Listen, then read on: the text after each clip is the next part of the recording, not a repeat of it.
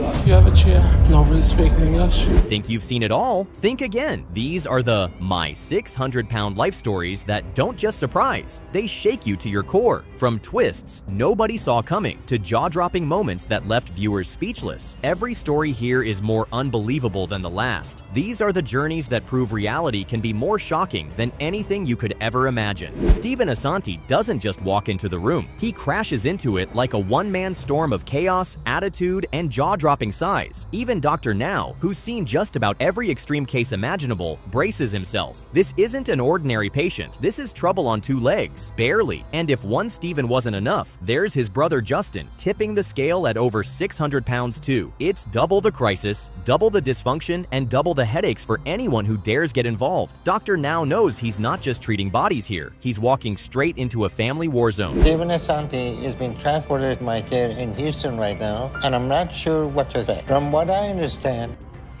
being turned away from hospital after hospital is bad enough, but being turned away because you're too obese, that's Stephen's reality. His size is a walking red flag, and now there's nowhere left to go but Dr. Now's clinic. Their father, stuck caring for two supersized grown men, looks like he's aged a decade under the strain. This isn't care anymore, it's survival. Stephen's problems aren't just weighing him down, they're pulling everyone around him under too. Now the whole family's future hinges on whether Dr. Now can pull off a miracle. Spoiler, it's not going to be easy. I was living in my dad's truck for Proctor because I got kicked out of a previous hospital for ordering a pizza. And now this hospital is asking me to leave. From the first words out of Stephen's mouth, it's clear Dr. Now is in for a wild ride. Stephen talks non-stop, filling the air with excuses, demands, and drama, while his appetite for food and chaos never quits. Meanwhile, Justin, who's supposed to be the less problematic brother, is ballooning toward the same fate. That's two powder kegs in one family, both primed to blow. Now Dr. Now has to figure out how to keep them from self-destructing, and preferably without losing his sanity in the process. It's like playing chess with two players who keep flipping the board.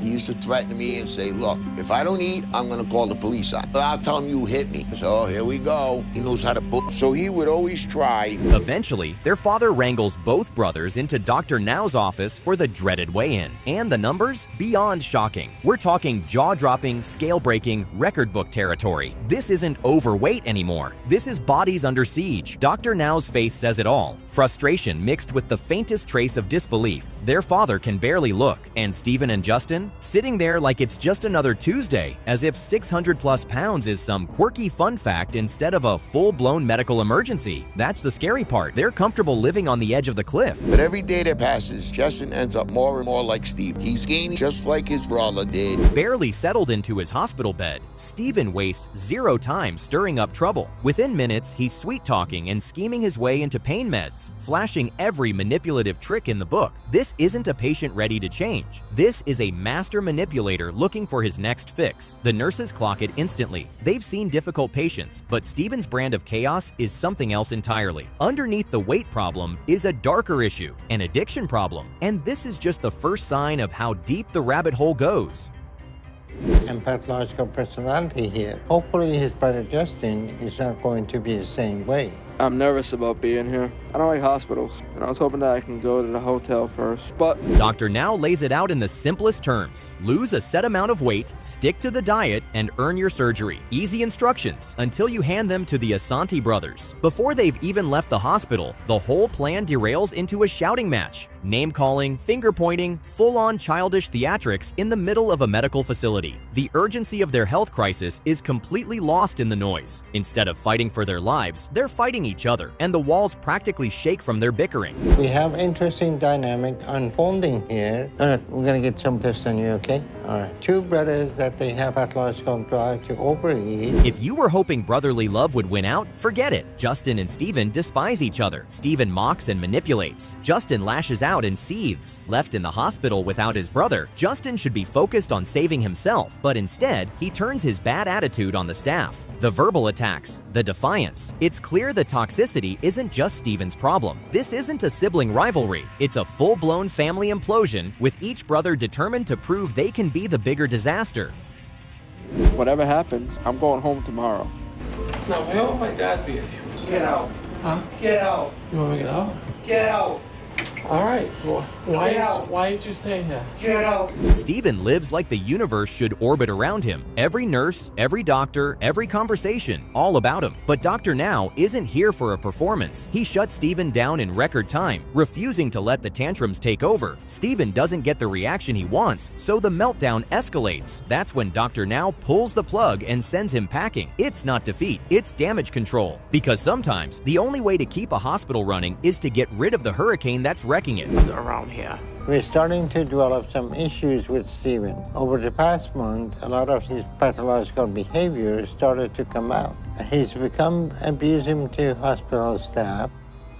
Now Steven's on his own. No hospital to lean on, no team of nurses at his beck and call. Just him, his bad habits, and the same toxic mindset. Even his brother's chaos can't compete with the sheer volatility Steven brings. The hospital actually sends someone to check on him at home, not as part of a treatment plan, but because they're legitimately worried about what he might do to himself or others without supervision. That's not progress. That's a red flag waving in neon lights.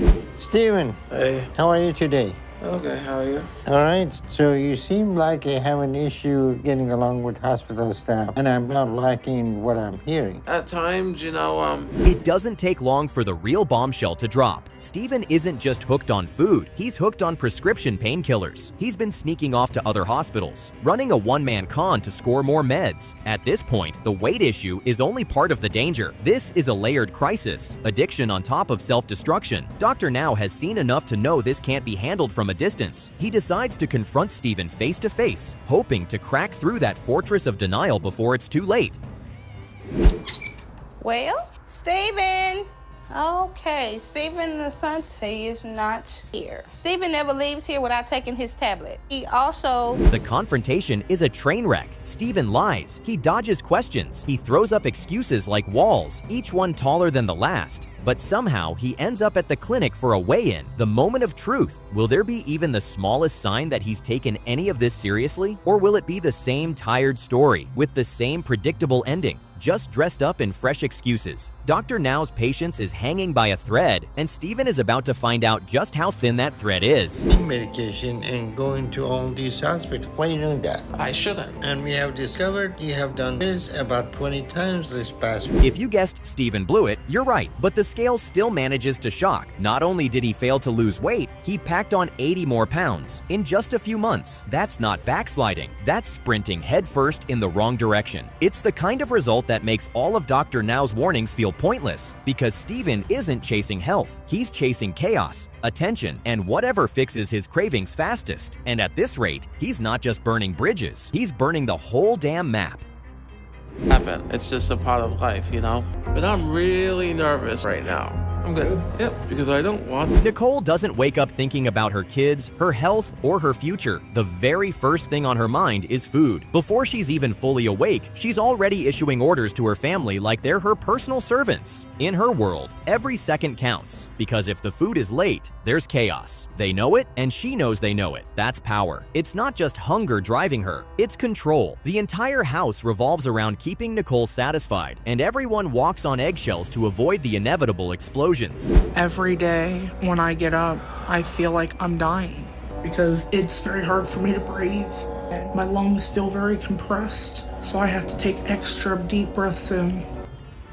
She's a mother of two, yet her size makes even the simplest self-care impossible. Bathing isn't a private moment, it's a humiliating spectacle, done outside with a garden hose. The neighbors might glance away, pretending not to notice, but everyone knows. Her children quietly swallow the shame, forced to normalize something that should never be normal. This isn't living, it's surviving in a prison made of her own body. And despite the humiliation, nothing changes. The cycle of cleaning, feeding, and enabling continues daily, each moment deepening the trap she's pulled everyone into. I'm gonna go gather all your bath stuff. Thank you. I've gotten so big that I could barely get up and get around. So my parents live with us to help take care of me and my two kids. Nicole understands how unbearable her life has become, and the idea of weight loss surgery feels like her only escape. But that means traveling all the way to Houston and dragging along the same family members who've been pushed to their breaking points. Tension hums beneath every interaction. She relies on them completely, yet resents them for their role in her dependency. They resent her too, but bite their tongues to avoid confrontation. This uneasy alliance is a pressure cooker, and the upcoming road trip will test just how much more anyone can take. Dog in your backyard. You don't bathe your girlfriend. But I don't have another option, even though Charlie's very devoted to me. I feel very humiliated. I know Charlie. The journey to Texas is grueling. Hours of cramped travel wear down her body and shred her patience. For her family, the trip is a marathon of physical strain and emotional restraint. They're constantly on alert, bracing for the next eruption. When they finally reach a motel, it feels like a small victory, until the room itself becomes the next battlefield. Comfort never lasts long in Nicole's world, because she finds discomfort in everything. Even rest becomes another uphill fight, and everyone's nerves are stretched so thin, they're one wrong word away from snapping. 18 hours, and we still haven't made it to Alabama, where we plan to stop for that. But I can't go much further. I need a bed, and I have to. Oh, my knees. When Nicole discovers the bed is on wheels, it's all over. She spirals instantly, declaring she can't possibly sleep under such unacceptable conditions. There's no problem solving, no attempt to adapt, just pure outrage. Every inconvenience is twisted into proof that the universe is out to get her. Her voice fills the room while everyone else stays silent, frozen in the kind of quiet that comes from fear, not respect. This isn't a minor complaint, it's another scene in the ongoing drama of a woman whose moods dominate every environment she enters. Please, the whole bed moves. The whole bed moves down. Okay. Please tell me. 1, 2, 3. The whole bed slid out on me. Then comes the insult, calling her family bastards simply because they can't magically redesign the motel to fit her demands. The reaction? Nothing. No one pushes back because they all know the cost. A small argument will explode into an all-night war. So they swallow the humiliation once again, choosing silent endurance over loud retaliation. It's a dangerous kind of survival mode, where enabling her feels safer than confronting her. But every time they back down, they hand her more control, ensuring the toxic cycle will repeat again and again without breaking. Get you, I'm holding the Just give me bed. the chair over there. I can't do this. Finally, they reach Dr. Now's clinic, and you can practically feel the tension lift from her family. For once, the authority in the room doesn't belong to Nicole. Dr. Now's rules are clear and cold. Follow the plan or face the consequences. There's no sympathy for excuses here, no bending the numbers to match her story. It's the first time in a long while that someone else is firmly in control, and her family watches with relief as the focus shifts from Nicole's moods to measurable results, a shift they've been craving for years. We're gonna put that down. I'll slide the whole bed over that way. Oh my God. This is just too much for me. Dr. Now quickly notices another problem. Nicole's boyfriend. He suspects this man doesn't truly want her to lose weight. That makes her journey twice as dangerous. 30 pounds in 1 month is the goal, but that number is more than just pounds. It's a test of loyalty. Will her partner support her or secretly sabotage her progress? If he keeps feeding her bad habits, that 30 pounds will turn into a wall she can't climb. This month will expose not just her own willpower, but whether her closest relationships are assets or anchors. Brought to me. So who bring you the food? My boyfriend and my mom. Why are you doing that? If she wants it, she'll throw a fit if I don't get it for her. So Nicole, let me get this straight. Soon, Nicole starts shifting the blame onto her family, accusing them of enabling her problems. While there's truth to it, she still refuses to own her choices. Dr. Now repeats the goal, making it clear that nothing changes unless she does. But accountability feels like an attack to someone used to handing out orders and avoiding responsibility. The fridge doesn't fill itself, the drive-thru doesn't come to her, and every bite is hers to own. She doesn't want to hear it, but deep down, she knows this is the truth she's been avoiding. I'm a little disappointed that I didn't lose what I was supposed to, and I'm scared about what the doctor's gonna say. Another weigh-in, another failure. She doesn't hit the goal, and instead of self-reflection, she doubles down on blaming her family. The scale is a brutal truth teller. No excuses, no spin, just numbers. Her relatives flinch when the results are read, as if they're bracing for verbal punishment. It's the same tired cycle: disappointment, denial, and deflection. If she can't break this loop, she's not just risking the surgery. She's guaranteeing a lifetime of repeating this same exhausting and destructive pattern until her body gives out entirely. Prove me today, my family's gonna give up and move back to Ohio. If that happens, I have no hope. Finally, Nicole does it. She reaches the target weight, and Dr. Now gives her the green light for surgery. But the real shift happened before the scale moved. She had to stop blaming her family and start owning her choices. That mental surgery was harder than the physical one ahead. The atmosphere changes instantly. Her family can breathe without fearing the next outburst. And Nicole finally takes on the role of the parent instead of the patient. The road forward won't be easy, but for the first time, it's actually pointing somewhere better. That's the best I've done so far, but it's still not what he wanted me to lose. Hopefully Dr. Now sees that I'm— Shenee's existence is suffocating in every sense of the word. She lies trapped inside her own immobile body, skin stretched and swollen, wounds marking years of neglect. Her husband Freddie is her lifeline, performing the duties most wouldn't imagine, washing, feeding, lifting her from bed. But even more crushing than the physical pain is the mental torment of knowing she's a constant burden. The hopelessness is thick in the air. This isn't merely obesity. It's solitary confinement inside flesh, with no key, no reprieve, and no way to escape except through the very discipline she's been avoiding her whole life. And I feel like I'm drowning in my fat. It suffocates me, and I'm very miserable. I'm not able to fit in the shower anymore, so I have to take a bed bath. When Shenee speaks of her past, her voice lowers, each confession a scar reopened. She recounts the horrors: raped as a child by her cousin, violated again by a friend's cousin, and crushed by the grief of 2 miscarriages. Food became her fortress, her place to hide when the world was unsafe. But the same sanctuary turned into a cage, locking her inside a cycle of numbing and self-destruction. Her hands tremble, her eyes glass over, and it's clear these aren't cravings. These are survival mechanisms forged in trauma, now consuming her from the inside out. My dad always worked. Instead of me being a daddy's little girl, I was always a mama's girl. I was a normal-sized child until the age of 5, because there was one time where we was at my uncle's house. Freddie hovers constantly, the picture of devotion to anyone on the outside. He lifts her, washes her, spoons food into her mouth without question. But at the grocery store, among aisles filled with her triggers, the truth leaks out. He's afraid of telling her no. He admits she throws fits when denied, so he enables her instead, piling the cart with her demands. This isn't partnership, it's fear disguised as care. Freddie isn't just her caretaker, he's her accomplice, handing her the very poison destroying her. And every bite he serves is another shovel of dirt in her grave. 2, 3, don't drop me. I ain't gonna drop you. You know how strong I am. Oh, my back. Going out to get groceries is very hard.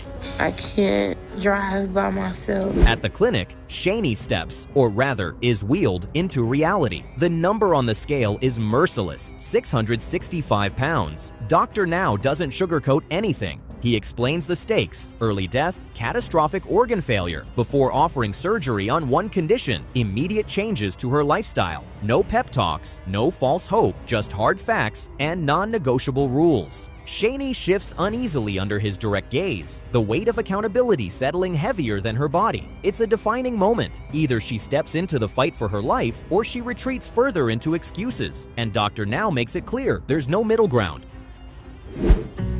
What are you doing, Shenee? I don't know what I could be doing wrong. My weight is 665 pounds. It was very surprising, and I don't know what the doctor's gonna say. 2.5 months later, the truth is uglier than before. Shenee's goal was to lose 30 pounds. Instead, she's gained 28, bringing her to a staggering 693. Her excuse? Fluid. From the car ride, Dr. Now's expression doesn't change. He's heard it all. This isn't bad luck, it's deliberate sabotage wrapped in self-deception. She's not just resisting the program, she's challenging it, almost daring him to drop her. And in this moment, it's obvious. Shenee isn't fighting for her life. She's fighting to protect the very habits killing her, hiding behind any flimsy story she can invent. That's not what I expected to see. I feel very sad about it, because I didn't move to Houston for nothing. I know Dr. Now is not going to be pleased.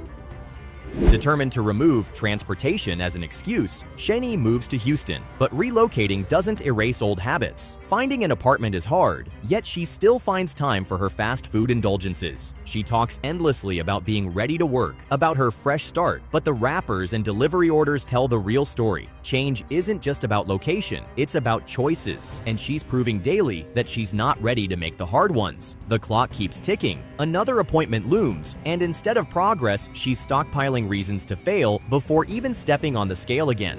But somewhere that's clean, decent, it's not nasty. We're trying so hard to get me to my goal, but I feel like this is gonna be a challenge because Dr. Now wants me to lose 30 pounds in a month.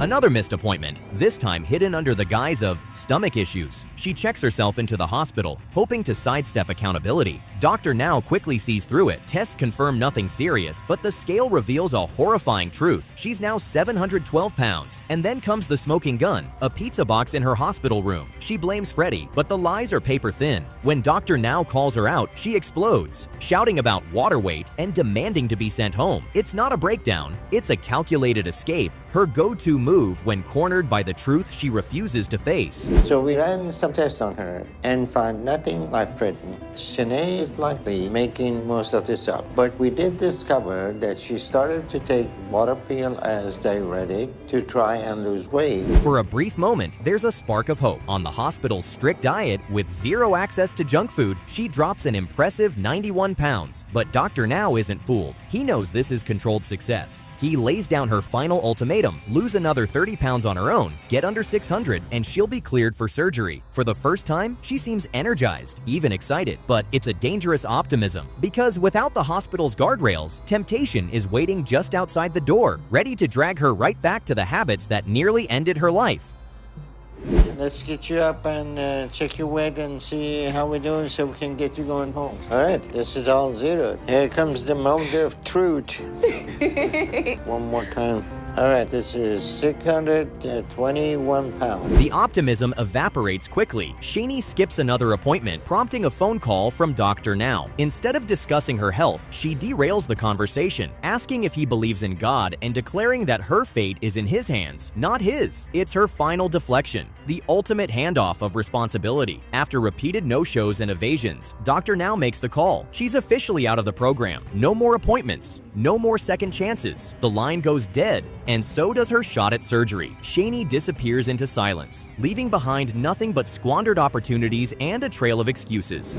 And I'm not going because I'm very swollen. I do have fluid in my legs, and I have so much to do, and I'm tired. When the pressure boils over, tempers ignite, and my 600-pound life has caught some of the most explosive showdowns ever seen on reality TV. From screaming matches in kitchens to face-offs with Dr. Now that nearly shut down the clinic, these fights weren't just heated, they were unforgettable. These are the shocking fights that shook the show to its core. For Crystal, food isn't just fuel, it's her language of love, her way of expressing joy and comfort. But what she doesn't fully realize is that every indulgent bite chips away at her time on this earth. Deep down, she knows change is necessary, but the thought of stepping away from her lifelong companion, food, feels like betrayal. Her journey doesn't start with a bang. It starts with quiet desperation, the gnawing awareness that if she doesn't act soon, she may not get another chance to rewrite her story. Out of bed, every single part of me, it can be extremes.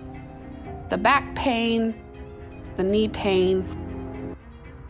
One thing she's got going for her is a husband who refuses to waver, no matter how heavy the days feel, and Crystal's mornings are loaded with bone-deep aches. He's there. While most people would curl up and give in to that pain, she somehow gets up, faces the day, and pushes through. That kind of grit isn't common. It's the unspoken proof that under all that exhaustion, there's a fighter still waiting to rise. Maybe she doesn't see it yet, but the people around her definitely do. Significant damage because extremely overweight. Glasses are in the bathroom. Oh, in the bathroom. Her husband, especially, knows her worth. He watches her navigate a world not built for someone her size, yet still hold down a job, keep the house running, and manage to smile like it's no big deal. That's not something you fake. That's strength forged through years of struggle. Sure, the scale might say one thing, but her resilience tells an entirely different story. She's proof that weight can limit the body, but it can't completely cage the spirit, not if you refuse to let it. Not want to provoke my grandmother. Food brought comfort because what she served, I felt loved and accepted by her. My grandparents had a very Family time in Crystal's house is loud, warm, and full of laughter, but also full of food. Plates so piled they could feed 3 people find their way in front of her. It's not malicious, it's habit, the way her family bonds. But every oversized portion is another step in the wrong direction. They love her, no doubt, but that love sometimes feeds the very thing that's hurting her. It's a trap many fall into without realizing, turning affection into something dangerous when it comes plated and seasoned. In high school, I was 270 pounds. When I ended up pregnant, it was a shock to the whole family. My daughter's father, he's a senior. The first time I had, intercourse is when I got. Hearing her past makes judging her love for food impossible. When she became pregnant with her first child, her grandmother urged her to terminate. That rejection carved something deep into her soul. Instead of breaking, she carried the baby, but the emotional wound stayed. Food became her sanctuary, the place where hurt didn't exist. Every bite was both shield and salve. It's not just eating for pleasure, it's survival. The challenge now is finding a way to heal without returning to the one thing slowly killing her. The ice cream. Because Crystal is an amazing friend. She's been there with me through a lot. I like to see Crystal happy. What makes Crystal stand out is her ability to keep moving when many in her position can't. For most at her size, even getting out of bed feels impossible, but she refuses to let her body dictate her motherhood. Whether it's cooking, cleaning, or chasing a giggle from her child, she pushes through. She's not pretending her weight isn't an issue. She's simply refusing to let it erase her role as a mom. That resilience might just be the fuel she needs for the battles ahead. Hello. I'm a little, because it's pretty intimidating to be here now. But I hope he's impressed with the progress that I've already been trying to make.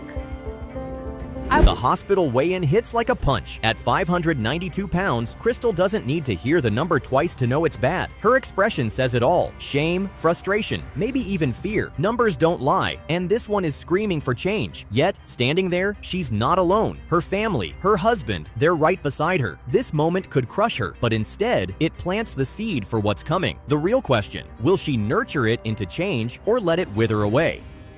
Make the changes, she needs to do this. Homework, any questions at this time? I'm prepared, and thank you so much for giving me this information. All right. Doctor now doesn't sugarcoat reality, not with Crystal, not with anyone. If she wants surgery, the weight has to start coming off first. There's no deal without proof she can commit. Still, he sees something promising, her husband's unwavering support. He knows a strong partner can make or break this process. And in her case, that could be the deciding factor. With his guidance and their teamwork, the path is laid out. Now it's all about whether Crystal has the discipline to walk it. Yeah, so This is definitely where you want to start. Yeah, stay on the side so whenever it's going, you know. Mark, this ain't my first time. Let's do this. Come on. Low would be. Turns out, Dr. Now was right to bet on her support system. Crystal and her husband aren't just talking about change, they're sweating for it. Side by side, they exercise, laugh, and push each other forward. For the first time in a long while, she's glowing, not just surviving. This isn't the grind of obligation, it's transformation powered by genuine joy. It's proof that change doesn't have to feel like punishment. It can be shared, celebrated, and even a little fun along the way. Hey, we get it. Got this side of you. I'm trying. Yeah. It is a big effort. It is hard, but it's worth it to keep going. Yeah. We did it once. And just like that, the approval comes. Weight loss surgery is no longer a distant hope, it's her reality. Honestly, no one's surprised. From the beginning, Crystal's grit set her apart. She faced emotional scars, physical pain, and daily hurdles without quitting. Now, with surgery ahead, she's got a shot at rewriting her life completely. The battle isn't over, far from it, but she's stepping into the next chapter armed with everything she's built so far: resilience, love, and the will to fight. In the long term, Crystal is going to be on a liquid diet for a month, and she should be 30 pounds, and then after 20 to 25 pounds each one, until she. Tommy's mornings are a battle before the day even begins. Every attempt to get out of bed feels like a war he's already losing. His frame, weighed down by more than 600 pounds, makes each movement an exhausting ordeal. It's not just physical, it's mental torture. The reality is brutal. Each day starts with pain, frustration, and the heavy awareness that his body is failing him. Most people can't even imagine what it's like. But for Tommy, this isn't imagination. This is his reality, every single morning, without an escape in sight. Every day of my life is a hard reminder of how bad I've let myself and my body get. Because my weight has reached a point where I struggle to do every single thing I need. And I'm disappointed because I let myself get like this. I don't go out. I can't do much. And I get sad about it. If you've ever wondered what hopelessness looks like, it's written all over Tommy's face. He feels trapped in his own skin, like a prisoner inside a body he no longer recognizes. Simple activities others take for granted, stepping outside, running errands, walking freely, are out of reach for him. He describes life as an ongoing nightmare with no wake-up call, only the endless loop of struggle and disappointment. For Tommy, every day is another reminder of how far his life has drifted from what he once knew. The hardest part, he doesn't know how to turn it around. 15 pair grip socks. I even wear them in the shower, just so it gives me that better chance of not slipping and falling. Tommy admits he can't even handle basic self-care anymore. The weight has stolen his independence, leaving him reliant on his wife for nearly everything. She shoulders the household responsibilities, takes care of him, and still finds the strength to stand by his side. It's a blessing most in his position don't have. Someone who chooses to fight alongside him despite the difficulties. But even with her support, the strain is visible. Their lives revolve around his condition, and while her devotion is admirable, it's clear this arrangement can't go on forever without serious change. Fast as I can before I'm out of too much stamina, because I have tried not to wear myself out so much I can't get out this shower. It does take a lot out of me. When Tommy declares that food is the only thing he lives for, it's both shocking and heartbreaking. His health is collapsing, but his appetite refuses to loosen its grip. Standing for even half an hour leaves him gasping and dizzy, yet he continues eating like it's his lifeline. 10 sandwiches in a single day? It's mind-boggling. It's not just overeating, it's a deep dependency that's killing him. His fiancée loves him, but how much longer can she watch this cycle without breaking? Tommy doesn't seem to realize how fast he's running out of time. Just stop, because it's hard to be happy once I'm done. If I'm eating and I still want to eat, I want to be joyful for a few minutes, but I know when it's over with, I'm going to... Listening to Tommy explain his relationship with food reveals just how deep his denial runs. He calls it his comfort, his only constant, because, as he says, food doesn't judge. That mindset is poison, yet it's all he's known. To his credit, he admits he's addicted, but there's a difference between acknowledging a problem and having the will to fix it. Cutting down drastically would feel like tearing away the one thing keeping him grounded. The question is whether he's willing to endure that pain for the sake of living a longer, healthier life. It was because of my dad. My father was an alcoholic. He meant well. Him and my mom did fight quite a bit, and most of that was because he drank. Tommy's struggle didn't begin in adulthood. It's rooted in a chaotic, painful childhood. His father, often drunk and combative, turned their home into a battleground. As a kid, Tommy had no control over the chaos, so he found refuge where he could. Food. Eating dulled the hurt, made him feel safe, even if only temporarily. But that coping mechanism turned into a lifelong crutch. When his father passed away, instead of healing, the grief and instability drove his eating into overdrive, pushing his weight and his health into a dangerous, life-threatening spiral. Mom got remarried when I was 13, but I didn't trust my new stepfather. Before I started high school, I found out my weight was over 400 pounds then. I tried to eat less and slow things down, but it never worked. By the time Tommy graduated high school, if you can even call it that, he was already well past 500 pounds. School became unbearable, both physically and emotionally, and eventually he dropped out entirely. Looking back, it's hard to believe no one intervened sooner. His mother either couldn't or wouldn't take control of his eating habits, and the result was inevitable. Without limits, without structure, Tommy's weight kept climbing. By adulthood, he wasn't just overweight, he was living in a body that actively limited his existence, cutting off opportunities before they could even begin. But a few years ago, it got to a point where all her kids were grown up and they didn't need to be watched anymore. I was lonely, so I put up a page on a dating site when I was 31. There's an unsettling twist to his relationship. Tommy's fiancée has been here before. Her last partner weighed over 700 pounds and tragically passed away due to complications from obesity. You'd think witnessing that would make her push Tommy harder to change, but instead, the pattern seems to be repeating. Whether it's compassion, fear, or something deeper, she's standing by him. But that loyalty could come at a devastating devastating cost. If Tommy doesn't break the cycle, his future could mirror her past, and this time, she might not be able to survive the heartbreak again. And I committed to her to lose the weight so I can give her a proper wedding. She wants to be able to walk down the aisle. But that was years ago I made that commitment to her. Tommy talks about his future with his fiancée as though it's guaranteed, but in reality, his weight makes those dreams nearly impossible. Marriage, travel, building a life together, all of it is slipping away. With each passing day, he stays trapped in bed. His world has shrunk to the size of his room, his bed, and his plate. If he wants to change that, he needs more than words. He needs action. Without it, all he's offering her is a life spent waiting on a man who's slowly killing himself. All the things that could go wrong, but at least we have some help. Because Amanda's mom, Sharon, says she helped drive us. And Amanda's already stayed up late packing most everything. So we just have to get it in Sharon's car and then we'll go. When his fiancée contacts Dr. Now's clinic, a sliver of hope appears. An appointment is set, but fear grips Tommy. He worries he won't even fit into the car for the trip, and if he does, he's unsure his body can handle the journey without collapsing. The very act of getting help has become its own obstacle. This is the harsh truth of extreme obesity. The longer you wait, the harder it becomes to even begin the process of saving yourself. For Tommy, the clock is ticking faster than he realizes. If I can get some food or snacks, I know that will help me handle this. Can we get something to eat before we get going, please? Yeah, I can go in and order for me and Amanda, we're Tommy. going to sit in the car and you go see. Take that. Right, here we go.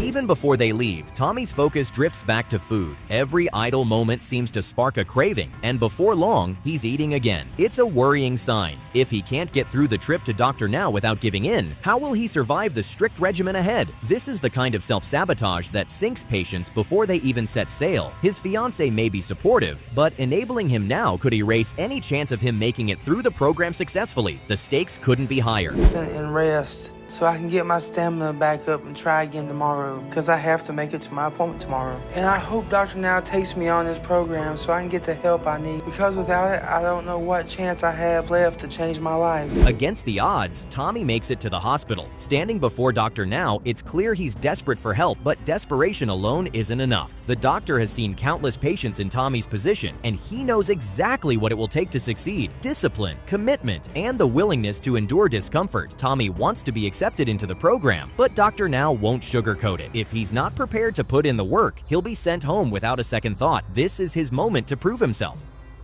I'm not draining or anything anymore, but my stomach still, You still having a rash on the stomach? You got a lot of scar tissue and a really bad rash. Dr. Now lays it out clearly. 2 months to shed significant weight or surgery is off the table. This is Tommy's trial by fire, a chance to prove he's serious. No more excuses, no more blaming his past. This is the line in the sand. If he can't commit now, the life he dreams of with his fiancée will remain out of reach. Every meal, every choice from here on out will either bring him closer to that goal or push him further into the life he claims he wants to escape. I really don't know.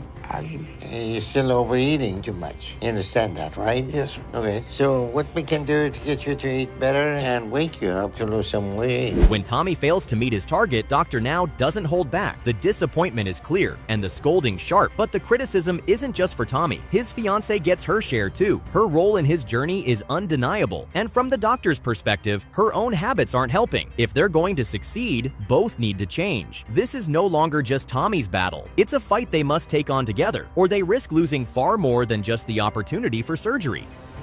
With your level of activity. No, she's not. So you need to work on that. You're tired or you have no motivation or what? No, it's not really tired, it's just in pain. Pain? Yes. Where's your pain? My knees, my hips, and my back. Surprisingly, there's good news. Despite the setbacks, Tommy has made enough progress to earn a surgery date, 1 month away. It's the first real sign that he's on the right track, and it injects fresh hope into his journey. Surgery isn't the end game, but it's a powerful tool, and for Tommy, it could mean the difference between a slow decline and a chance at reclaiming his life. Now, it's a race against time to prepare his body and mind for what's ahead.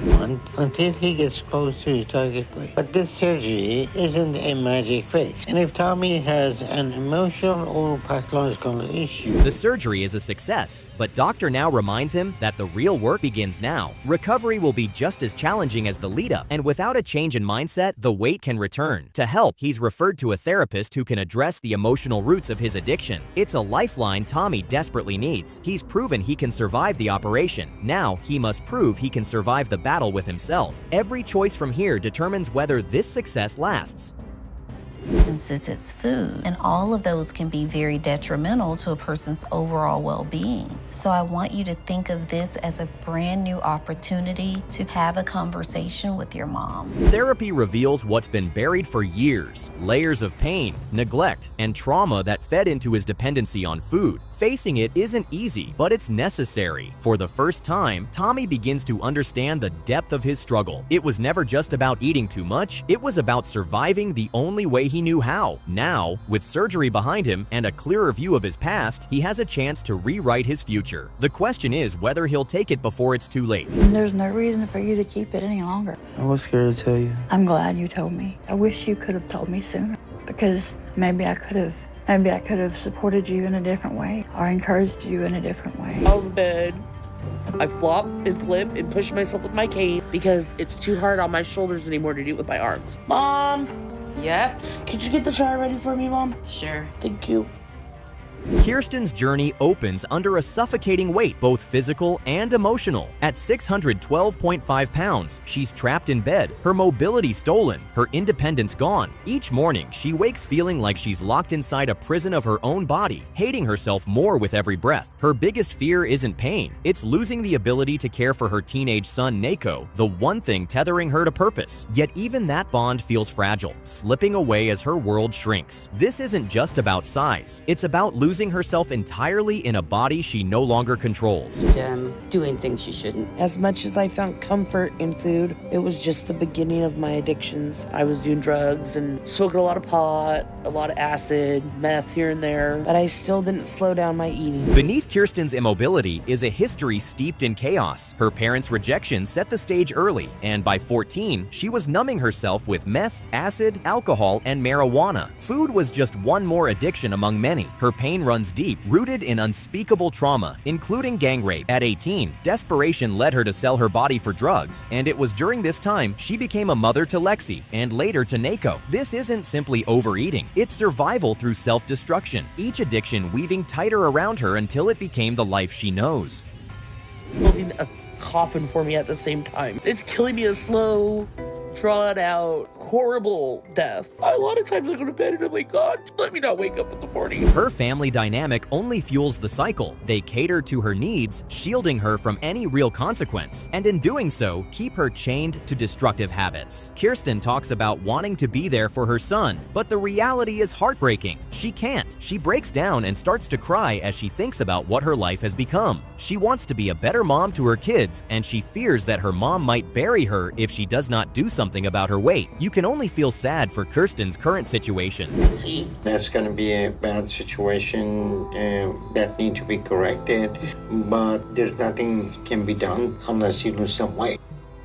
Kirsten makes her way to the hospital. She meets up with the doc, and as you would expect, he does not sugarcoat the truth. He lists out the problems that she has and tells her that the only way out of her situation is to lose some weight. The instructions are clear. She needs to lose at least 50 pounds before her next appointment. Right now, she is the worst candidate for weight loss surgery, and the only way out of that is to lose weight. Kirsten pretty much knows that she no longer has a choice. Since she made the bold step of seeing the doc, she has to see the journey through to the end. With Nico. Honestly, I'm just disappointed in how little help he's been to me. I try not to ask him to do anything for me because Nico's extremely rude to me now. Got to the point where I can barely even stand to be in the same room as him anymore. Nico, barely more than a boy, finds himself playing nurse to the mother he barely had growing up. It's an unfair burden, and the strain is starting to show. Kirsten's frustration turns toward him, blaming rather than owning her choices. She doesn't see how her condition has hijacked not just her life, but his. For Nico, this isn't just caregiving, it's losing his own youth to responsibilities no child should carry. For Kirsten, it's another missed opportunity to see the damage her actions have left in their wake. she heals, we can consider weight loss surgery. Now, it's very important you keep making good progress. The weight you lost is going to help you with your hernia surgery. Momentum finally builds. She loses a significant amount of weight, earning approval for gastric bypass. But first, a hernia must be repaired, and doctor now makes it clear that means staying disciplined. For a moment, there's hope. Nicole, however, has reached his limit. His resentment and desire for a different life lead the family to send him home. Kirsten is left with mixed emotions, relieved of responsibility, yet lonelier. Without her son's presence, her motivation starts to crumble. The very progress she fought for begins to slow, a dangerous sign that old habits might be creeping back. But longer than anticipated, it's a big operation, and she's gonna go to ICU overnight, make sure that she's breathing okay, and she's Against all odds, Kirsten pushes forward and loses even more weight, enough to be cleared for surgery. Doctor now repairs her hernia and performs the bypass. Both grueling, both successful, but victories in this journey are fragile. While her numbers look good on paper, there's a lingering uncertainty. The surgery is a tool, not a miracle. Will she truly change her lifestyle, or will this be another short-lived triumph? The audience can't help but hold their breath. Her body is on the mend, but her mind remains the true battleground. You still got a lot of things, and you're getting your IV fluid, okay? You're gonna get used to it. I just more want to be able to drink water. Well, we'll get you some liquid, okay? Okay. Post-surgery, the reality hits hard. Kirsten is in agony, bitterly complaining about her pain and even the bland hospital meals. She toys with the idea of having her mother sneak her outside food, proof that her cravings still have a grip. Her mother wisely resists, knowing this could undo everything. Doctor now isn't swayed by her complaints. He sees she has enough strength to be active if she chooses. Concerned by her emotional instability, he puts her on suicide watch, keeping her in the hospital to monitor her eating and, hopefully, keep her from sabotaging herself. Why she doesn't want to do anything. I don't really see how a therapist is going to help me with my weight at all. That's why I got weight loss surgery. If I needed a therapist, I could have gone to them first.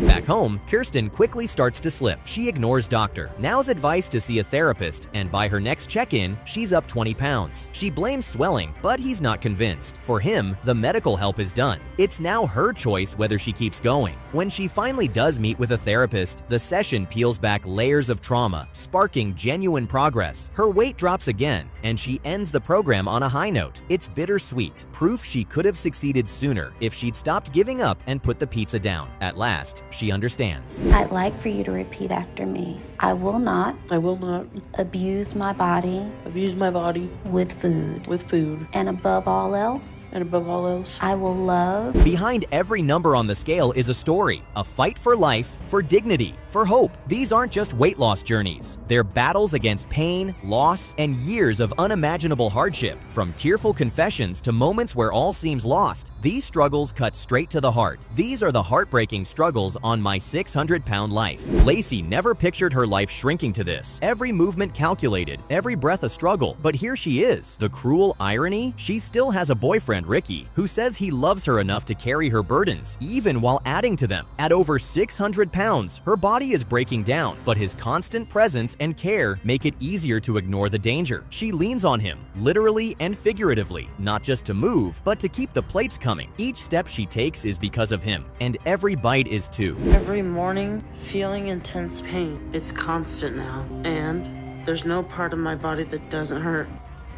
Ricky's devotion runs deep, too deep. He wipes her, brings her meals, and keeps her comforted. But behind that devotion lies a darker truth. His love is killing her. Every burger, every soda, every loaded plate is wrapped in affection but dripping with destruction. Lacy doesn't resist. She clings to the comfort, letting him shield her from the reality that this help is actually harm. It's not just food that has her hooked. It's the warmth of being cared for, even when that care is slowly poisoning her future. I do have a boyfriend. I met him a month ago on a dating site, and since then, we've seen each other every single day. I was upfront with him about my situation. Food has always been her escape, her indulgence, her constant, and now, even the path to change starts with a detour through a drive-thru. Lacy books an appointment with doctor now, but she can't face the trip without loading up on something greasy first. It's old habits steering the wheel, literally. She's on her way to ask for help while simultaneously feeding the very problem she's begging to fix. The contradiction is almost absurd, like trying to clean a wound while rubbing dirt in it at the same time. There's no greater pleasure in this world than eating food. It's It's a more pleasure button for me than sex. It pleasures me. Food, it's everything to me. After filling up, she starts the long trek to Houston. But with her weight, nothing is simple, not even travel. A minor mishap quickly turns into a major ordeal. Getting checked, moved, and calmed down becomes an exhausting production. By the time they're halfway there, the trip feels less like a journey of hope and more like a gauntlet. And the emotional toll? Heavy. The stress of simply getting to Dr. Now shows exactly how fragile her situation has become. And they haven't even made it to his clinic doors yet. Papa burger with extra bacon, and I'll take a root beer, mashed potatoes and gravy. I need an order of mashed potatoes and gravy, please. Thank you. Finally, she's in front of Dr. Now, and you can see him assessing everything. Her words, her body, her mindset. His verdict? She isn't ready. Not for the discipline, not for the grind, and definitely not for the sacrifices it will take. He's seen the difference between wanting change and wanting an easier way out. And right now, Lacy is chasing the shortcut. It's written all over her face. She wants results without the climb. And in Dr. Now's world, that mindset is the first step toward failure. She pooped herself and she was just taking a fart, you know, like anybody does, and, well, it wasn't a fart. And so I think she needs to get off the... The assignment is clear. Lose 50 to 60 pounds in 2 months. Ricky, still hopeful, tries to push her into some exercise at home, but you can feel the drag, his determination clashing with her resistance. It's like watching someone try to haul a stalled car uphill with the brakes on. Every squat, every stretch is met with reluctance, like she's moving through quicksand made of her own excuses. Effort is foreign to her, and it shows. This is uncharted territory, and she's not convinced the destination is worth the struggle. Okay, Lacy, you're 36 years old. Yes. So you have a goal in your life. Yes, I want to lose weight and have a happier lifestyle. Their relationship moves fast, engaged within months, but as the ring sparkles, the scale stays the same. The ultimate red flag? She skips her follow-up appointment with Dr. Now, if she can't show up when everything in her life is supposedly blooming, what hope is there when the excitement fades? It's not that love is meaningless, it's that it's powerless against habits that have been decades in the making, and Ricky, for all his affection, can't fight the battle she refuses to step into. Ready for your adventure at the park? Well, we're gonna walk at least about halfway. Do you want me to kick you now, or? Oh, come on, you I'm couldn't. gonna kick you. It's gonna be fun for me. Body's like, ooh, girl, I'm getting some physical out of me, huh?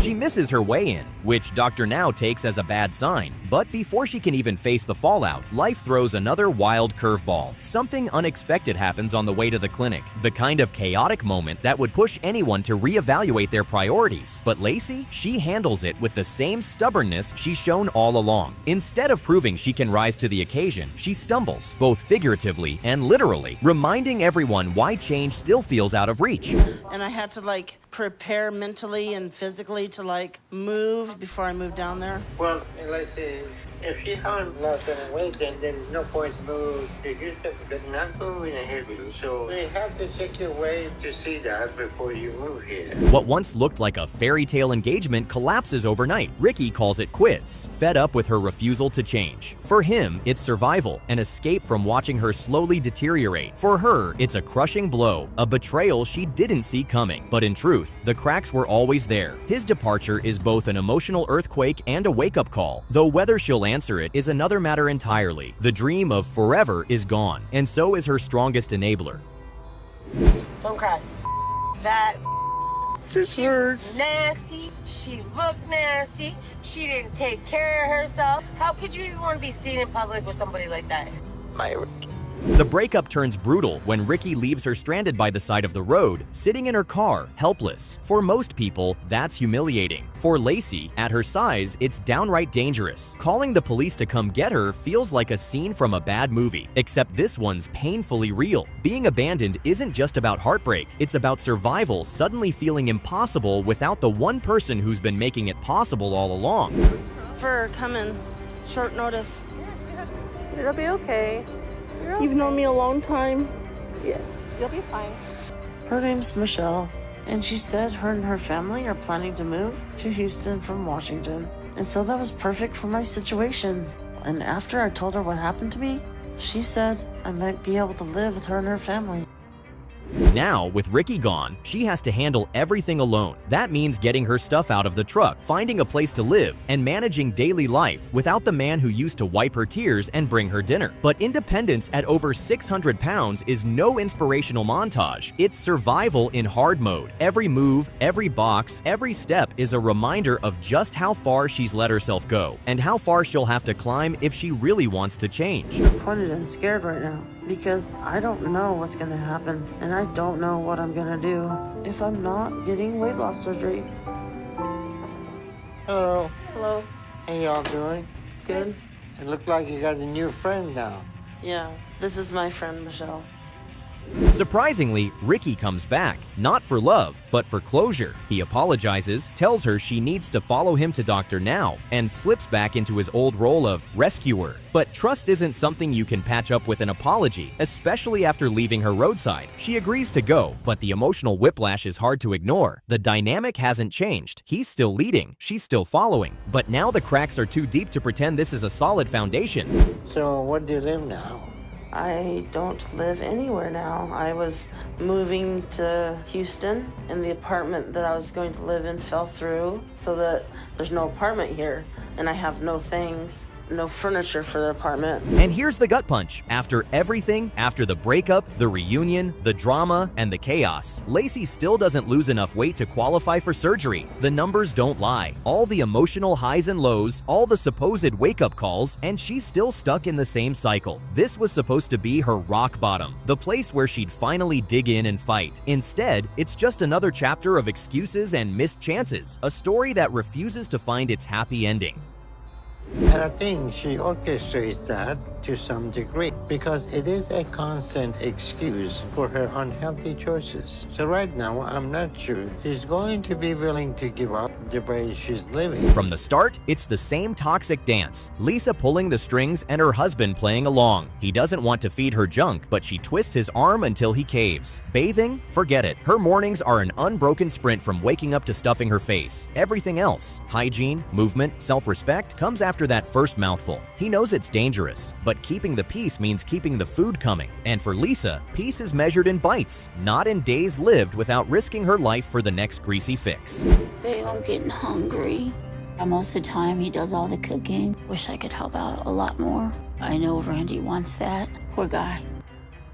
The sight of Lisa's room is enough to make you gag. Mountains of crumbs, crusted stains on the sheets, a stale odor that seeps into the walls. She hasn't stood on her own in years, but her appetite is still sprinting marathons. This isn't just messy, it's an ecosystem built entirely around eating. Everything she needs is within arm's reach, and the rest of the world may as well not exist. She's cocooned in filth, feeding herself like nothing outside that room matters. And for her, nothing does, except the next plate landing in her lap. But then by the time you're done, you feel so guilty. It's like it wasn't worth it.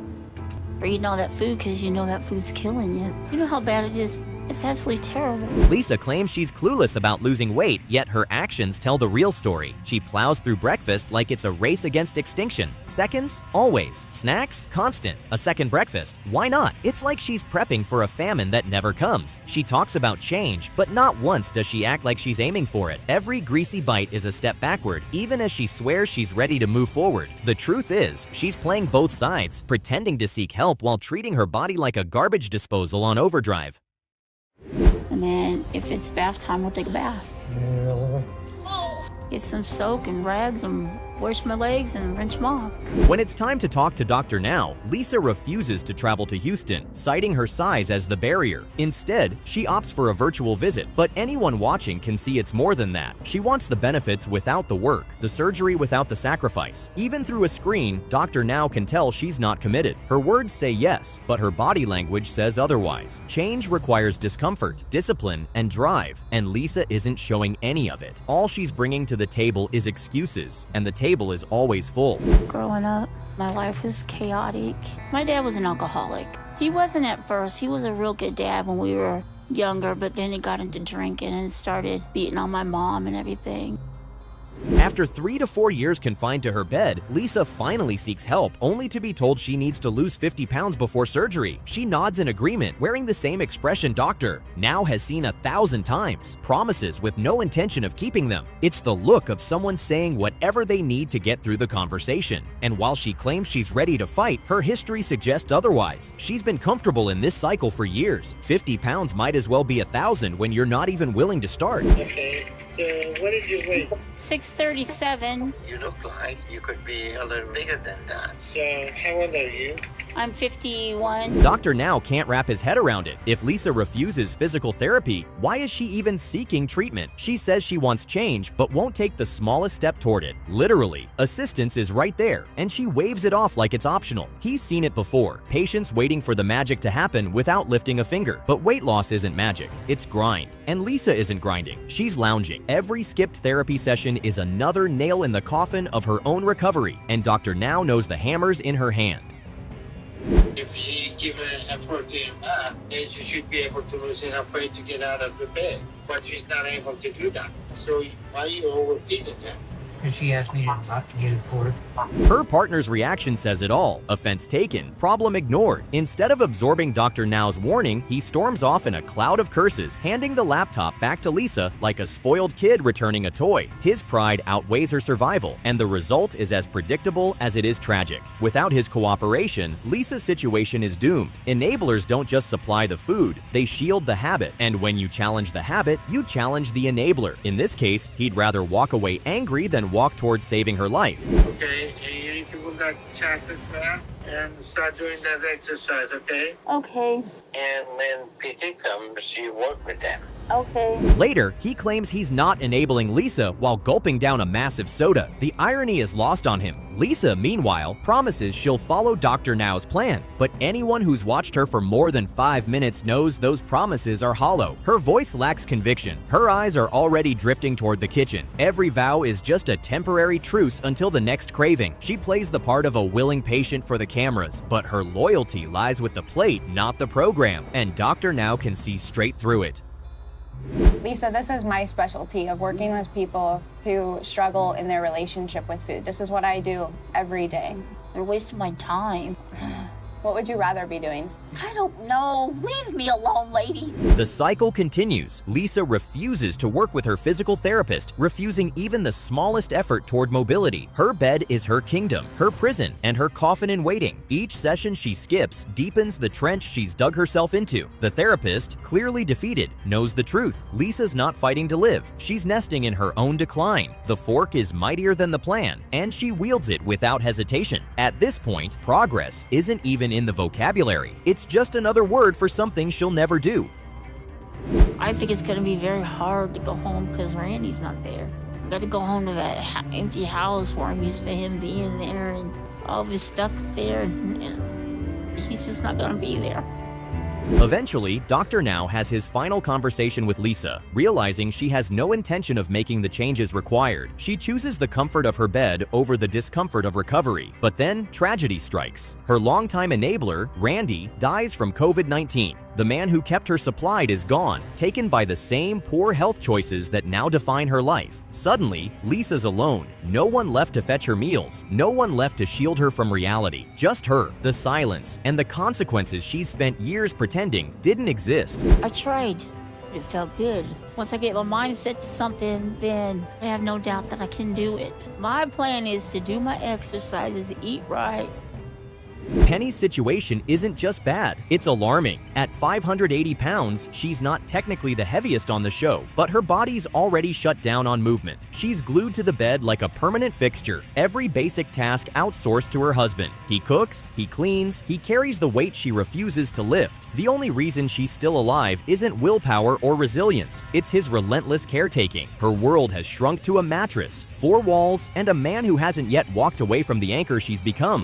When you become as heavy as I have, it's hard. It's real hard. Sometimes it feels like I'm dead. Being a mother should light a fire under anyone. But for Penny, even that takes a back seat to her morning plate. Before she'll consider change, she insists on a huge breakfast. The ritual comes first. It's as if food is her highest-ranking authority, and everything else, even her child's needs, waits its turn. The logic is warped. Eat now, fix life later. She speaks about surgery as if it's a magic trick, but her actions betray her. A real transformation starts with priorities. Hers still revolve around the next bite, not the next step.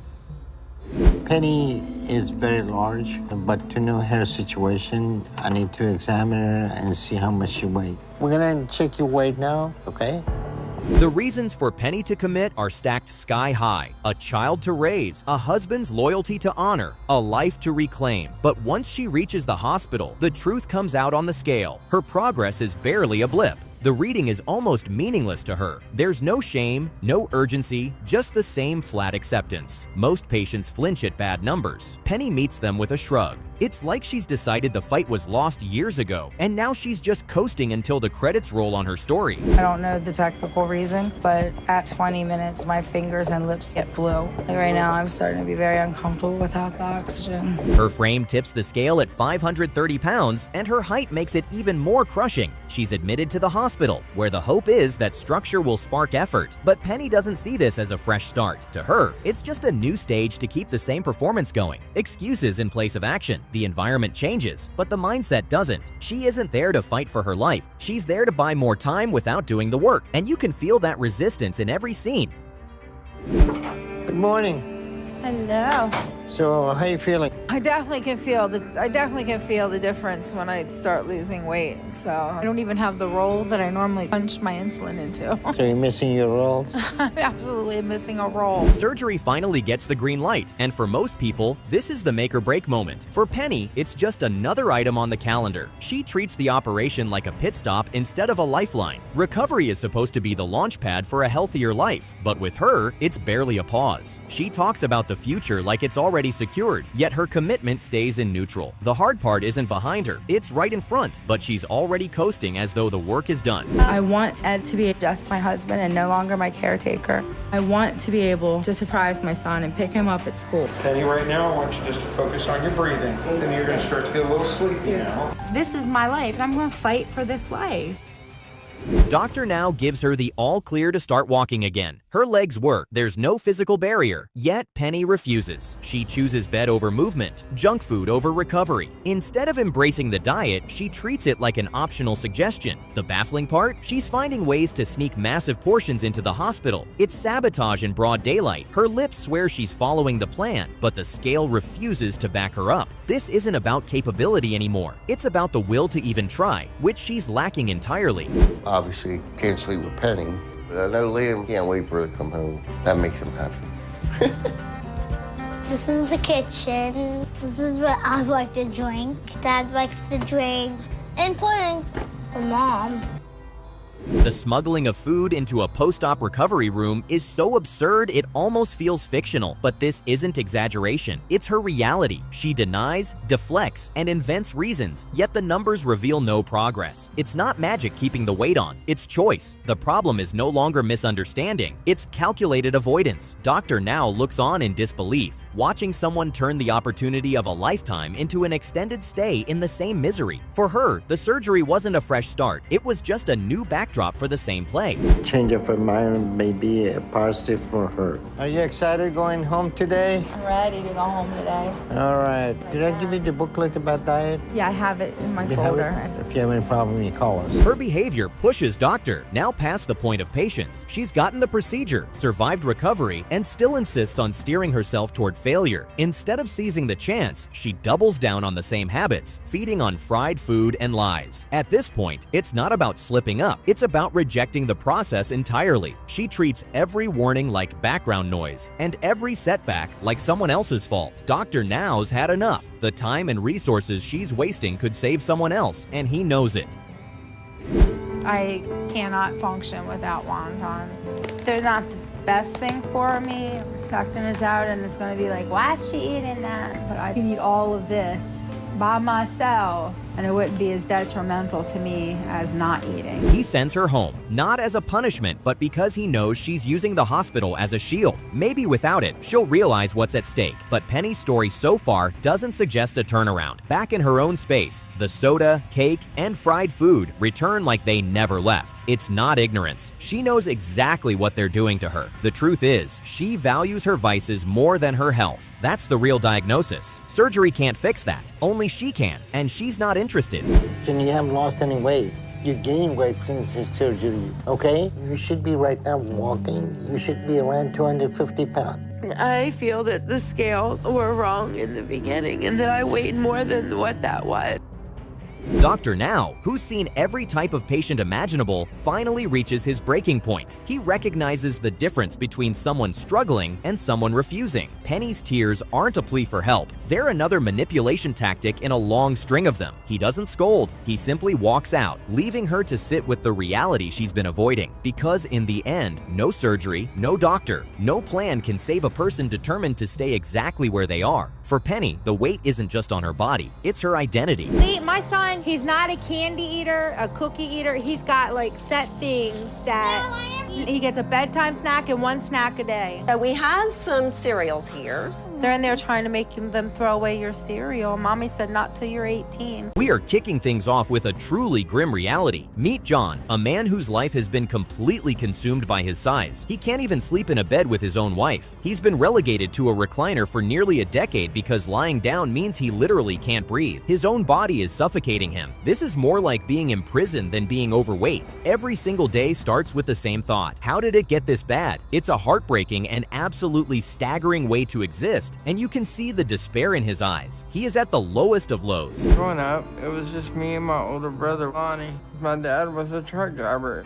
He got addicted to speed so he could stay awake and drive a truck. Where does this all begin? Well, the backstory is a straight-up tragedy. John and his brother Lonnie had a father who was a truck driver hooked on amphetamines. He ultimately chose the drugs over his own family and just left. With their dad gone, their mom had to work constantly, leaving the boys with their grandparents. And how did the grandparents show love? The way so many do, with food, an endless supply of anything they wanted. Food became their best friend when their own father wouldn't be. So you think you can both make those changes? Yeah. I hope so, because your bodies are getting close to the limit, especially you, John. Your wife and your brother are... And here he comes, the one and only voice of truth, Doctor. Now he wastes no time cutting to the chase. He looks right at John and Lonnie and lays down the law. There are no comforting words here, just pure reality. He tells them their bodies are at the brink of collapse and flat out warns John that if he doesn't change, his wife and brother will be burying him soon. What a wake-up call. For the first time, someone is holding a mirror up to their self-destruction, and the reflection is terrifying. Staying away from sugar and all the sweets that I enjoyed more for, and just cut all that out. Okay, well, you done a good job too. After 2 months, they return to Dr. Now. They've lost an impressive amount of weight. John is down 67 pounds and Lonnie is down 52 pounds. But here's the catch. They missed the goal, Doctor. Now set. They didn't quite do everything they were supposed to. You can see the flicker of disappointment, the realization that this is even harder than they imagined. This isn't a catastrophic failure, but it's a critical moment. This proves the path isn't a straight line, making their eventual success feel that much more earned and realistic. Past month, me and John have taken a different approach on how we pull together and keep doing what we need. We've been getting together for a weekly meal prep, do our healthy meals for the week.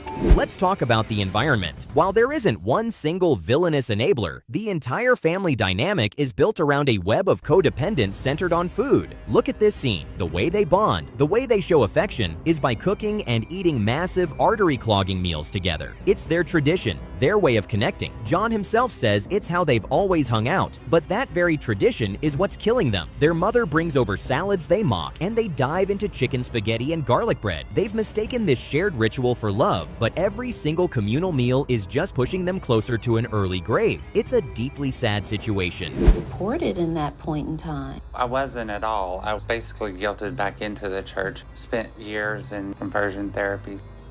Wow, this is the emotional breakthrough we've been waiting for. Lonnie in therapy finally unpacks decades of trauma. He reveals that his deeply religious family couldn't accept him when he came out as gay, even forcing him into conversion therapy for years. He talks about being in such a dark place that he contemplated ending his own life. This is pain from a man who was told his very existence was wrong. He is finally confronting the wound that he has been trying to bury under food his entire adult life. This is the moment the real healing can finally begin. Truly powerful. We need to have some conversation with you too. We don't want to accuse you of anything, and we don't want to berate you. Here is the turning point, but it's not with Dr. Now. The two brothers sit their mother down for the confrontation that will define their future. With incredible strength, they explain how her actions during their childhood, favoritism born from Lonnie's illness, the pressure placed on them to be the man of the house caused deep wounds that have lasted a lifetime. This isn't about blame, it's about healing. They are finally speaking their truth, not to hurt her, but to free themselves from the pain they've been carrying.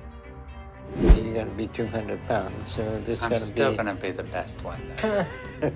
Well, I'll still be better.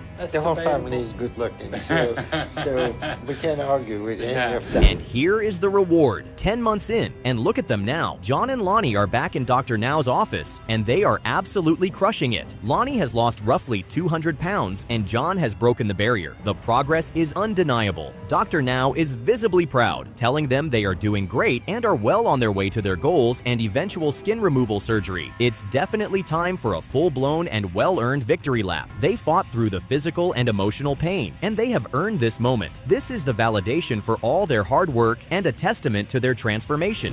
Him or getting too tired really fast. But now I can go out without my scooter and stay up for a while without needing to sit down. And I love being able to do things with Caleb now. This is the new lease on life they fought so hard for. At the 1-year mark, the brothers have lost a combined total of nearly 594 pounds. We see John finally able to be the father he always dreamed of, actively playing with his son Caleb instead of just watching from the sidelines. And in a moment that is years overdue, he can finally sleep in the same bed as his wife. They are out shopping for clothes in a regular store, something that was unimaginable a year ago. It was never just about the food, it was about reclaiming the lives stolen by trauma and pain. Inspiring. I'm just letting myself go to the point where I'm bedridden. I do everything from my bed. I'm literally a prisoner from my weight, and I can barely move now. We are starting off on a level of absolute despair. For 2 entire years, Tertha hasn't been able to get out of bed. Seasons literally change outside her window, and she's still in the exact same spot. The most humiliating part? Her own son and his girlfriend have to perform her most basic, intimate hygiene. Her sad life is basically an existence defined by complete helplessness and being a prisoner in a cell made of flesh. She knows she's at the end of the line, and that desperation is visible from the very first frame. When I was around 11 or 12, I was molested by an uncle, and eating was a comfort for me.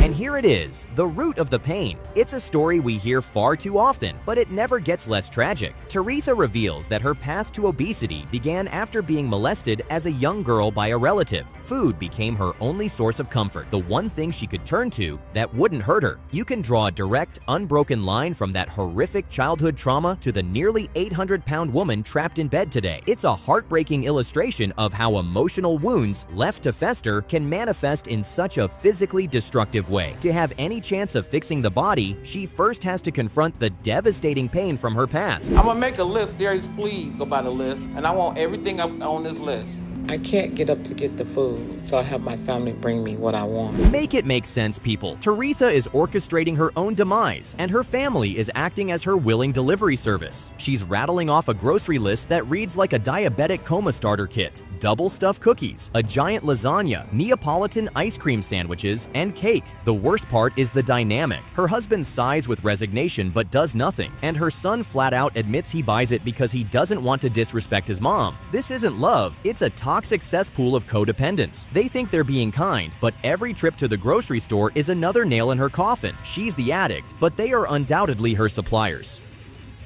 How much you weigh right now? The last time was 630, but they weighed me in the bed. You shouldn't be immobile at 630 pounds. Finally, a voice of reason enters this chaotic situation. Dr. Now immediately cuts through all the nonsense she's been told by other doctors. When she says her previous physician had her on an 1,800-calorie diet while she was completely bedridden, he's in disbelief. Then comes the bombshell. Her being on insulin is a big mistake. For the first time, someone is telling her the unvarnished truth instead of enabling her condition with poor medical advice. Dr. Now sees the entire pattern, the addiction, the flawed medical history, and the immobility. He is here to break that cycle with a dose of harsh scientific reality, and you can see it's the wake-up call she desperately needed. Late last night, she was complaining that she was very sick and something was wrong. We ran some tests on her, and the issue is that her blood sugar is spiking.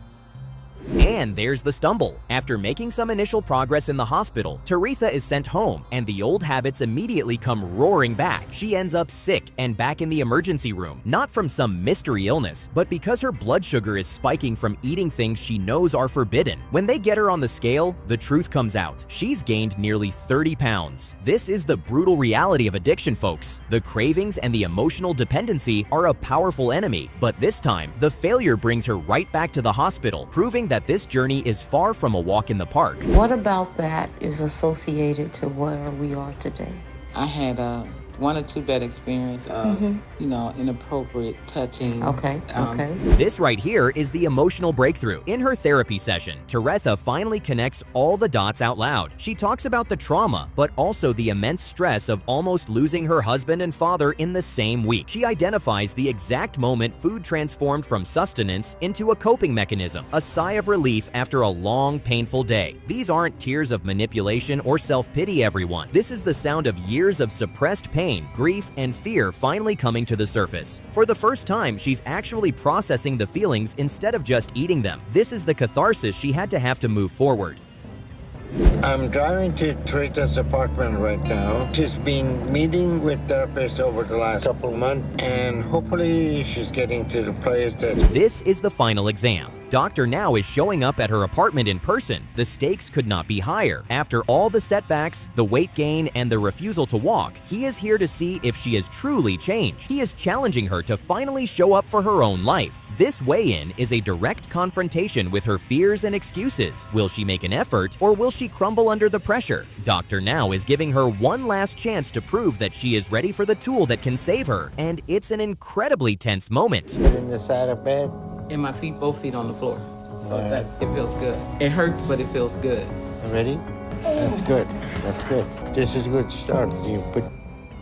Yes! What a moment of pure triumph. This is the hint of true progress we've been waiting for. With the help of the EMTs, Tertha gets to the side of the bed, and for the first time in over 2 years, she puts her feet on the floor and bears some of her own weight. You can hear the pain in her groans, but you can also hear the fight. She says it hurts, but it feels good, and that says everything. She didn't just lose weight, she fought for this single moment, and Dr. Now sees it. He immediately tells her she's ready for surgery. She earned it. I love my family so much, and all that I'm doing is for them.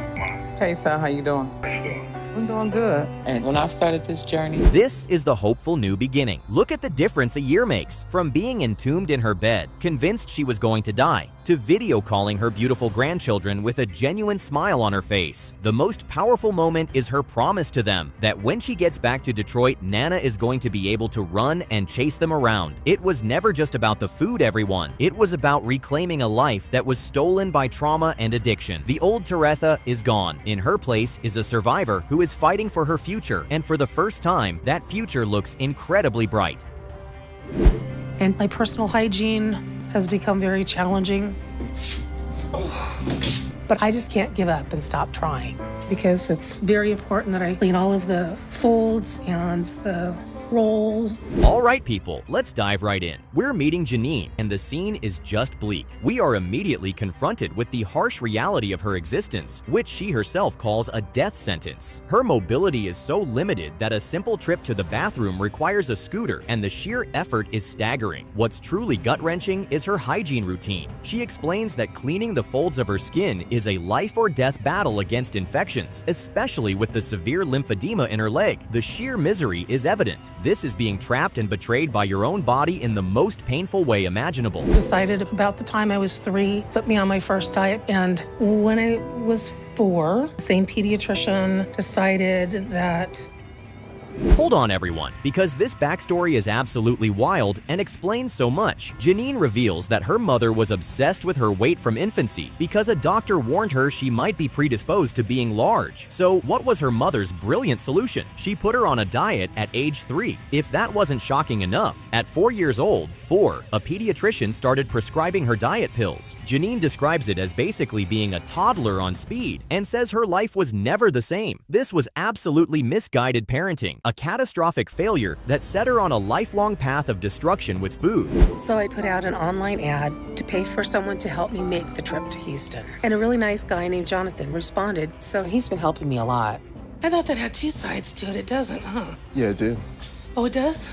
So, Janine is about to embark on this life-changing trip to see Dr. Now, and the situation is just peak absurdity. She's so isolated and lacking a support system that she had to post an online ad to pay a complete stranger to help her travel. Let that sink in. Her own family, her brothers, are apparently too busy with their own lives to help her in this moment of absolute desperation. Enter Jonathan, the guy who answered the ad. While it's nice of him to help, the fact that she has to resort to hiring assistance for a family-level crisis speaks volumes about her toxic isolation. This is not a good start.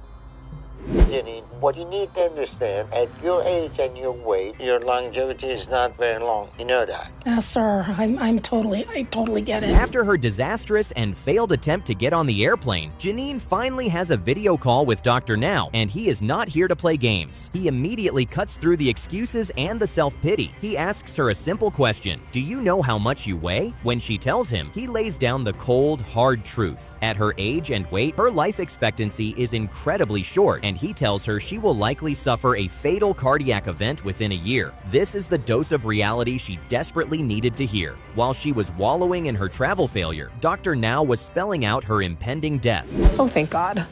I can handle this for a bit. I hope. This hurts so bad. I don't know if I'm going to be able to make it. Her second attempt to fly to Houston turns into an even bigger catastrophe than the first. The whole scene is pure chaos. Squeezed into the seat, she's immediately in overwhelming pain, her legs swelling, and she starts wailing that she can't make it. This panic attack is a complete physical and emotional system failure in front of everyone. Before the flight even gets to Houston, she forces them to let her off during a layover in Dallas, sobbing that she needs to go to a hospital. She couldn't even complete the journey. What an absolute disaster. She failed the very first test of her new life. C3, which means in 2 months, you only lost 15 pounds. Yes, sir? So how you feeling about that? Pretty good. I feel pretty good. Feel pretty good about that? This is just mind-blowing. After 2 months in Houston, Janine is back for her follow-up with Dr. Now. The goal was to lose 100 pounds. Instead, she lost a pathetic 15 pounds. But the most delusional part? When Dr. Now asks her how she feels about it, she says with a straight face, "Pretty good." Seriously? You feel good about that? She immediately launches into a well-rehearsed script of excuses about her painful knees and the lymphedema, as if that magically prevents calories from counting. Dr. Now isn't buying it for a second, but her ability to look at a colossal failure and call it pretty good is truly off the charts. 600 pounds. How do you explain this? Well, did not have a good week this week. I thought I was doing okay, but came to realize I made some bad choices. After being released from the hospital, Janine comes back to Dr. Now having gained weight, putting her back over 600 pounds. He has had it. Dr. Now tells her she has no desire to change and that she's going to die. Her response? She complains that she just doesn't feel well in Houston. It's pure deflection. Realizing she is completely incapable of controlling herself, Dr. Now takes the nuclear option. He tells her the only thing left to try is a gastric balloon, a temporary physical restriction because she has proven she has zero mental willpower. This isn't a reward. It's a last-ditch effort to stop her from eating herself to death. You doing okay? And balloon didn't melt down there. You did it. The procedure was a success today. The balloon procedure is an absolute spectacle. Janine is so large that they have to lay her down on the X-ray table just to see if the device is in the right place. The whole process is a struggle, filled with her groaning and retching, but against all odds, they succeed. The balloon is in place. For a fleeting moment, there's a flicker of hope. Maybe this physical barrier in her stomach will be the thing that finally works. But the commentary from Dr. Now is telling. This is only a short-term solution for a patient who has wasted an entire year. Like, I'm just never gonna win. So when I hear you talking about being beaten down, it breaks my heart, and it makes me really sad that it's okay. You don't have to apologize to me for that, Aunt Jan. It's okay. In the final gut-wrenching scene, Janine's niece Rachel visits, and the tragic conclusion becomes crystal clear. Even with the balloon, Janine is complaining about being beaten down and making excuses. Rachel completely breaks down in frustration, crying about all the family milestones, weddings, graduations that Janine has missed because of her choices. These tears are about a life completely wasted. Janine apologizes, but the damage is done. After a full year of chances, doctors, and interventions, she ends right where she started, trapped by her own inaction, having let down everyone who cared about her. My legs can't even hold my weight anymore. I can't get up. I can't walk. I'm trapped.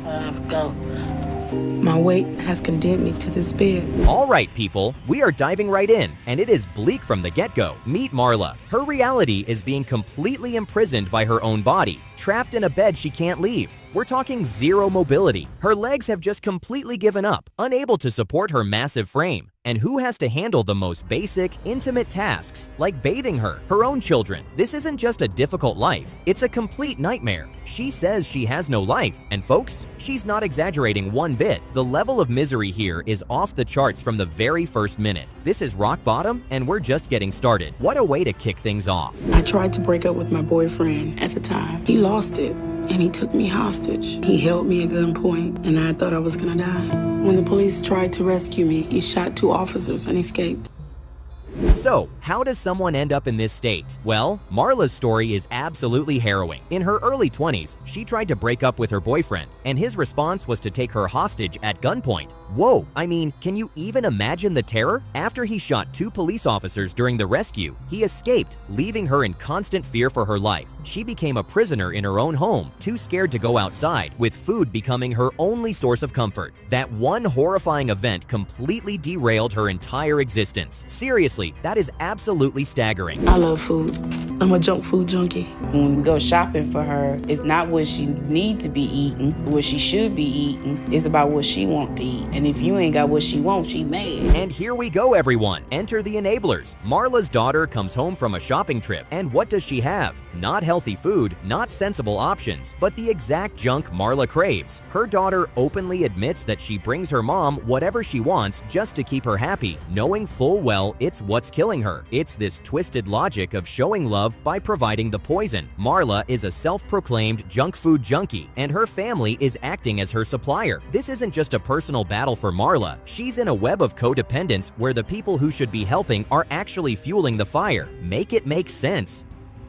I can already see that she is in one of the worst conditions health-wise I ever seen. 1, 2, 3. And she had a long trip, and that has taken its toll on her. Thanks, guys. You're welcome. Okay, the cavalry has arrived, and his name is Dr. Now Zaradin. Marla finally makes the 13-hour drive to Houston, not in a proper bariatric ambulance, but in a van. Dr. Now sees this and is immediately alarmed. He states that she is in one of the worst health conditions he has ever seen. The trip itself has taken a massive toll on her, and she's barely hanging on. For the first time, someone is looking at this situation with clear, unfiltered eyes, cutting through all the family dynamics and excuses. He is the voice of truth in this sea of dysfunction, and he knows this is a life or death situation from the second he lays eyes on her. Hey, Mr. Kent. How are you? Oh, I'm fine. Good morning. Alrighty, so we're gonna need to do some physical therapy. Are you ready for us? No. Yes or no? Not yet. After nearly dying upon arrival and being saved by Dr. Now, you'd think Marla would be the model patient, right? Wrong. We're now in the hospital, and she is actively refusing to do her physical therapy. The therapists come in, ready to help her, and she just shuts them down. She claims it has to happen in her own time. Her own time? People, her body is giving out. Her daughter Sierra is watching this, completely frustrated, realizing her mom isn't even trying. She got the lifeline she begged for, and now she's refusing to even grab onto it. The grip of her old mindset is incredibly strong. Mama, she always like that at home. I'll give you a clue. She's stubborn like that. If she act like a kid, you treat her like a kid. Don't bring her anything. She want water, get up, get it yourself. She want food, get up, get it yourself.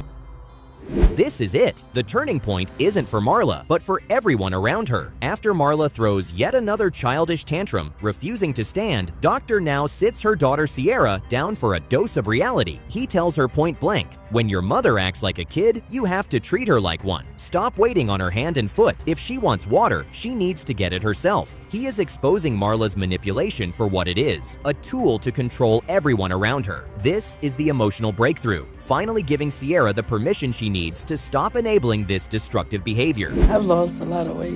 But not since you left the hospital. So if we get a couple of EMT, we can help you to stand up? Yeah, I'll try. This is Dr. Nazarda. I wonder if you can come help to get Marla up. Doctor now has had it. 4 months after being sent home from the hospital, Marla has made no progress. So what does he do? He makes a house call. He shows up at her apartment, confronts her about her lack of progress, and sees she's still just lying in bed. When she gives him more excuses, he calls in a team of EMTs to physically get her on her feet. This isn't a suggestion anymore. It's an intervention. This is the ultimate tough love moment, a final dramatic push to shock her out of her learned helplessness. He is not playing games anymore. He is forcing her to confront her own potential. Here we go. All right. Keep pushing your weight on. Oh. Okay. All right. Good job, Marla.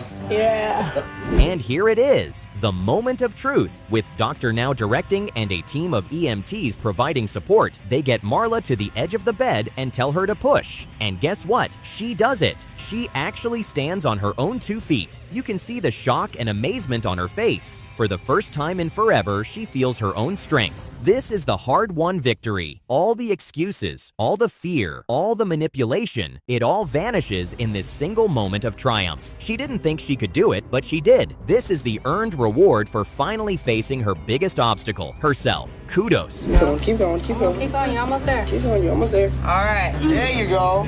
Good job. I'm so proud of myself. Makes me feel like I can do anything. About 300 pounds less, huh? Can you tell the difference? Yeah.